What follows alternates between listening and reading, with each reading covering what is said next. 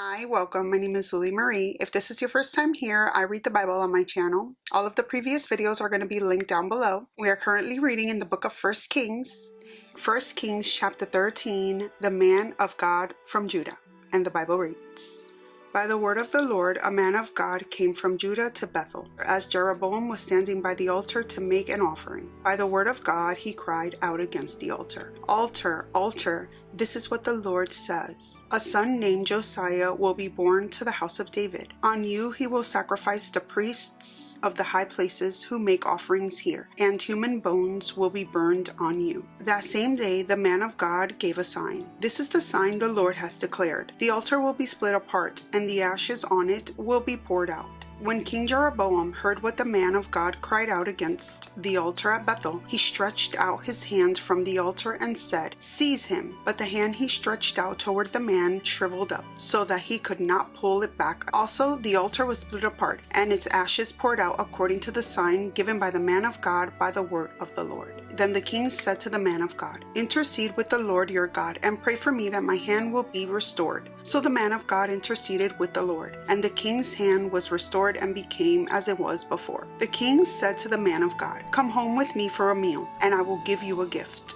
But the man of God answered the king, Even if you were to give me half your possessions, I will not go with you, nor would I eat bread or drink water here. For I was commanded by the word of the Lord, You must not eat bread or drink water or return by the way you came. So he took another road and did not return by the way he had come to Bethel. Now there was a certain old prophet living in Bethel, whose son came and told him all that the man of God had done there that day. They also told their father what he had said to the king. Their father asked them, Which way did he go? And his sons showed him which road the man of God from Judah had taken. So he said to his sons, Saddle the donkey for me. And when they had saddled the donkey for him, he mounted it and rode after the man of God. He found him sitting under an oak tree and asked, Are you the man of God who came from Judah? I am, he replied. So the prophet said to him, Come home with me and eat. The man of God said, I cannot turn back and go with you, nor can I eat bread or drink water with you in this place. I have been told by the word of the Lord, You must not eat bread or drink water there, or return by the way you came. The old prophet answered, I too am a prophet as you are, and an angel said to me by the word of the Lord, Bring him back with you to your house, so that he may eat bread and drink water. But he was lying to him. So the man of God returned with him and ate and drank in his house. While they were sitting at the table, the word of the Lord came to the old prophet who had brought him back. He cried out to the man of God who had come from Judah, This is what the Lord says. You have defiled the word of the Lord and have not kept the command the Lord your God gave you. You came back and ate bread and drank water in the place where I told you not to eat or drink. Therefore your body will not be buried in the tomb of your ancestors. When the man of God had finished eating and drinking, the prophet who had brought him back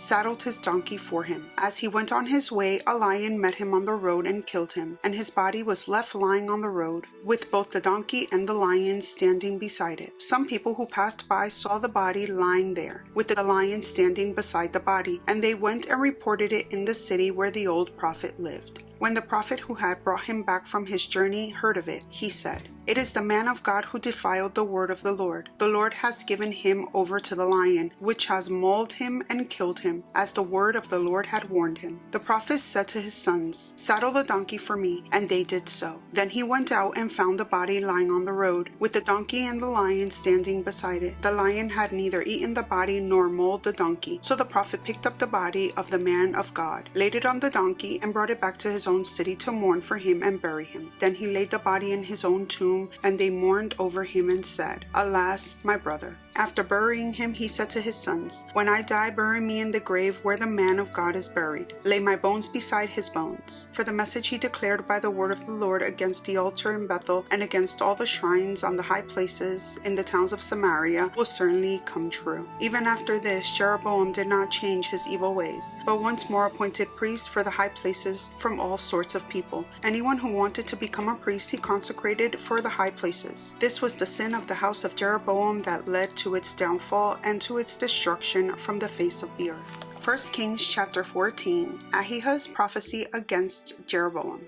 At that time Ahijah son of Jeroboam became ill, and Jeroboam said to his wife, "Go disguise yourself so you won't be recognized as the wife of Jeroboam. Then go to Shiloh. Ahijah the prophet is there, the one who told me I would be king over his people. Take 10 loaves of bread with you, some cakes and a jar of honey, and go to him. He will tell you what will happen to the boy." So Jeroboam's wife did what he said and went to Ahijah's house in Shiloh. Now Ahijah could not see. His sight was gone because of his age. But the Lord had told Ahijah, "Jeroboam's wife is coming to ask you about her son, for he is ill, and you are to give her such and such an answer. When she arrives, she will pretend to be someone else." So when Ahijah heard the sound of her footsteps at the door, he said, "Come in, wife of Jeroboam. Why this pretense? I have been sent to you with bad news. Go tell Jeroboam that this is what the Lord, the God of Israel, says. I raised you up from among the people and appointed you ruler over my people Israel. I tore the kingdom away from the house of David and gave it to you, but you have not been like my servant David, who kept my commands and followed me with all his heart, doing only what was right in my eyes. You have done more evil than all who lived before you. You have made yourself other gods, idols made of metal. You have aroused my anger and turned your back on me. Because of this, I am going to bring disaster on the house of Jeroboam. I will cut off from Jeroboam every last male in Israel, slave or free. I will burn up the house of Jeroboam as one burns dung, until it is all gone. Dogs will eat those belonging to Jeroboam who died in the city, and the birds will feed on those who die in the country. The Lord has spoken. As for you, go back home. When you set foot in your city, the boy will die. All Israel will mourn for him and bury him. He is the only one belonging to Jeroboam who will be buried, because he is the only one in the house of Jeroboam in whom the Lord, the God of Israel, has found anything good. The Lord will raise up for him a king over Israel who will cut off the family of Jeroboam. Even now this is beginning to happen. And the Lord will strike Israel so that it will be like a reed swaying in the water. He will uproot Israel from this good land that he gave to their ancestors and scatter them beyond the Euphrates River, because they aroused the Lord's anger by making Asherah poles. And he will give Israel up because of the sins Jeroboam has committed and has caused Israel to commit. Then Jeroboam's wife got up and left and went to Tirzah. As soon as she stepped over the threshold of the house, the boy died. They buried him, and all Israel mourned for him, as the Lord had said through his servant the prophet Ahijah. The other events of Jeroboam's reign, his wars, and how he ruled are written in the book of the annals of the kings of Israel. He reigned for 22 years and then rested with his ancestors, and Nadab his son succeeded him as king. Rehoboam, king of Judah. Rehoboam, son of Solomon, was king in Judah. He was 41 years old when he became king, and he reigned 17 years in Jerusalem, the city the Lord had chosen out of all the tribes of Israel in which to put his name. His mother's name was Naamah. She was an Ammonite. Judah did evil in the eyes of the Lord. By the sins they committed, they stirred up his jealous anger more than those who were before them had done. They also set up for themselves high places, sacred stones, and Asherah poles on every high hill and under every spreading tree. There were even male shrine prostitutes in the land. The people engaged in all the detestable practices of the nations the Lord had driven out before the Israelites. In the 5th year of King Rehoboam, Shishak, king of Egypt, attacked Jerusalem. He carried off the treasures of the temple of the Lord and the treasures of the royal palace. He took everything, including all the gold shields Solomon had made. So King Rehoboam made bronze shields to replace them and assigned these to the commanders of the guard on duty at the entrance to the royal palace. Whenever the king went to the Lord's temple, the guards bore the shields, and afterward they returned them to the guard room. As for the other events of Rehoboam's reign and all he did, are they not written in the book of the annals of the kings of Judah? There was continual warfare between Rehoboam and Jeroboam, and Rehoboam rested with his ancestors and was buried with them in the city of David. His mother's name was Naamah. She was an Ammonite, and Abijah his son succeeded him as king. 1 Kings chapter 15. Abijah, king of Judah. In the 18th year of the reign of Jeroboam, son of Nebat, Abijah became king of Judah, and he reigned in Jerusalem 3 years. His mother's name was Maacah, daughter of Abishalom. He committed all the sins his father had done before him. His heart was not fully devoted to the Lord his God, as the heart of David his forefather had been. Nevertheless, for David's sake, the Lord his God gave him a lamp in Jerusalem by raising up a son to succeed him, and by making Jerusalem strong. For David had done what was right in the eyes of the Lord, Lord and had not failed to keep any of the Lord's commands all the days of his life, except in the case of Uriah the Hittite. There was war between Abijah and Jeroboam throughout Abijah's lifetime. As for the other events of Abijah's reign and all he did, are they not written in the book of the annals of the kings of Judah? There was a war between Abijah and Jeroboam, and Abijah rested with his ancestors and was buried in the city of David, and Asa his son succeeded him as king. Asa, king of Judah. In the 20th year of Jeroboam king of Israel, Asa became king of Judah, and he reigned in Jerusalem 41 years. His grandmother's name was Maacah, daughter of Abishalom. Asa did what was right in the eyes of the Lord, as his father David had done. He expelled the male shrine prostitutes from the land, and got rid of all the idols his ancestors had made. He even disposed his grandmother Maacah from her position as queen mother, because she had made a repulsive image for the worship of Asherah. Asa cut it down and burned it in the Kidron Valley. Although he did not remove the high places, Asa's heart was fully committed to the Lord all his life. He brought into the temple of the Lord the silver and gold and the articles that he and his father had dedicated. There was war between Asa and Baasha king of Israel throughout their reigns. Baasha king of Israel went up against Judah and fortified Ramah to prevent anyone from leaving or entering the territory of Asa king of Judah. Asa then took all the silver and gold that was left in the treasuries of the Lord's temple and of his own palace. He entrusted it to his officials and sent them to Ben-Hadad, son of Tabrimon, the son of Hezion, the king of Aram, who was ruling in Damascus. Let there be a treaty between me and you, he said, as there was between my father and your father. See, I am sending you a gift of silver and gold. Now break your treaty with Baasha, king of Israel, so he will withdraw from me.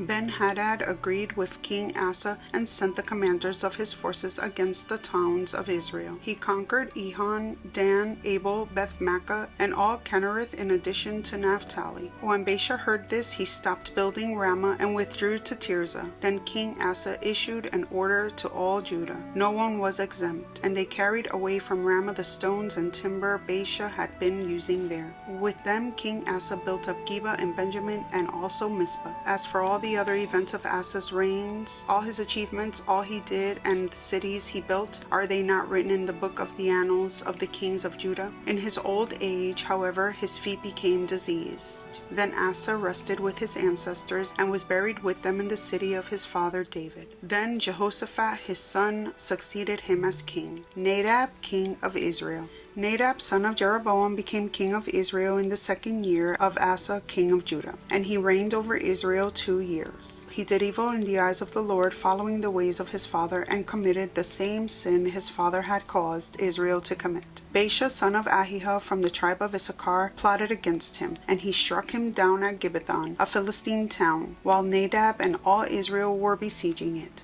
Baasha killed Nadab in the 3rd year of Asa, king of Judah, and succeeded him as king. As soon as he began to reign, he killed Jeroboam's whole family. He did not leave Jeroboam anyone that breathed, but destroyed them all, according to the word of the Lord given through his servant Ahijah the Shilonite. This happened because of the sin Jeroboam had committed and had caused Israel to commit, and because he aroused the anger of the Lord, the God of Israel. As for the other events of Nadab's reign and all he did, are they not written in the book of the annals of the kings of Israel? There was war between Asa and Baasha, king of Israel, throughout their reigns. Baasha, king of Israel. In the 3rd year of Asa, king of Judah, Baasha, son of Ahijah, became king of all Israel in Tirzah, and he reigned 24 years. He did evil in the eyes of the Lord, following the ways of Jeroboam and committing the same sin Jeroboam had caused Israel to commit. 1 Kings chapter 16.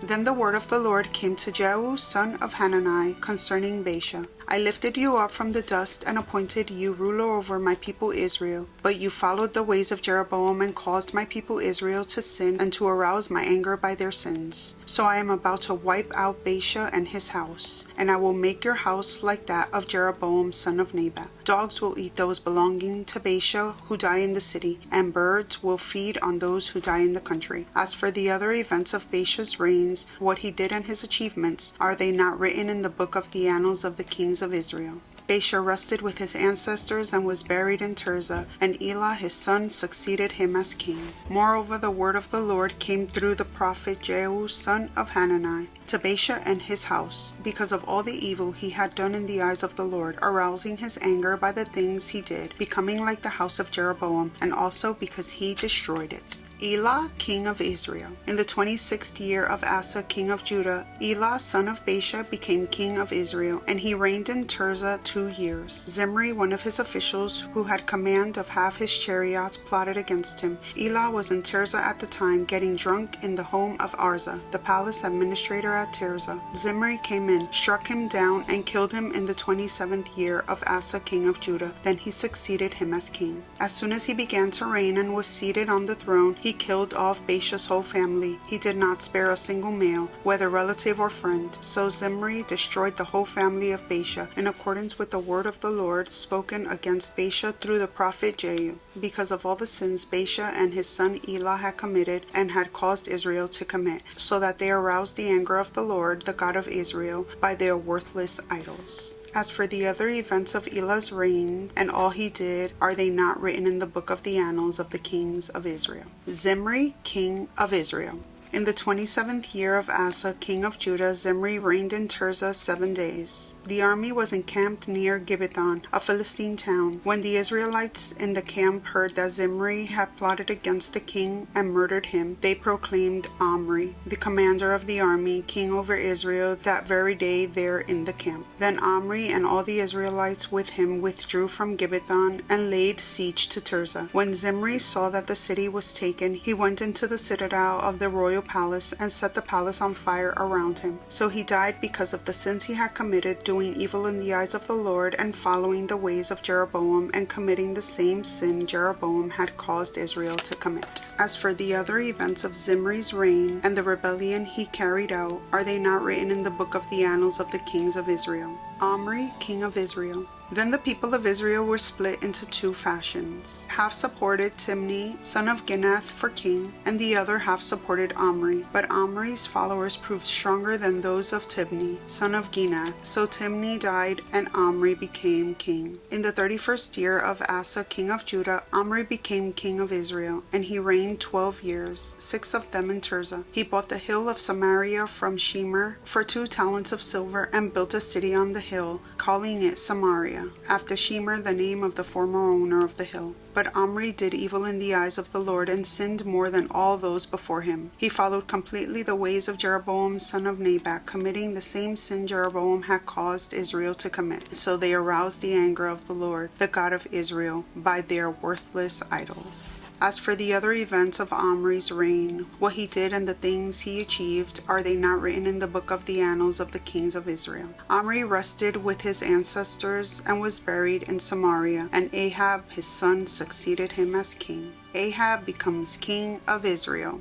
In the 38th year of Asa, king of Judah, Ahab son of Omri became king of Israel, and he reigned in Samaria over Israel 22 years. Ahab son of Omri did more evil in the eyes of the Lord than any of those before him. He not only considered it trivial to commit the sins of Jeroboam son of Nebat, but he also married Jezebel, daughter of Ethbaal, king of the Sidonians, and began to serve Baal and worship him. He set up an altar for Baal in the temple of Baal that he built in Samaria. Ahab also made an Asherah pole and did more to arouse the anger of the Lord, the God of Israel, than did all the kings of Israel before him. In Ahab's time, Hiel of Bethel rebuilt Jericho. He laid its foundation at the cost of his firstborn son Abiram, and he set up its gates at the cost of his youngest son Segub, in accordance with the word of the Lord spoken by Joshua son of Nun. We're going to stop our reading here. Thank you so much for joining me in today's Bible read, and I look forward to seeing you in my next one. Many blessings to you.